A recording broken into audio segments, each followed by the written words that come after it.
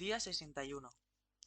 Despertar, desayunar, comer, ducharse, merendar, cenar, dormir.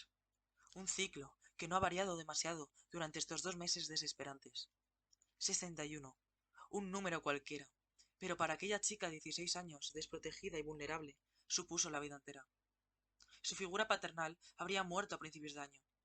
Poco después, las calles se vieron desnudas y la guerra continuó en el interior de las viviendas. Una bomba de problemas y conflictos estalló. No le importaba cómo se sentían sus hermanas, sumisas por culpa de una madre tan conservadora, ni le importaba su propia salud. Solo pensaba en el tiempo que pasaba alejada de él.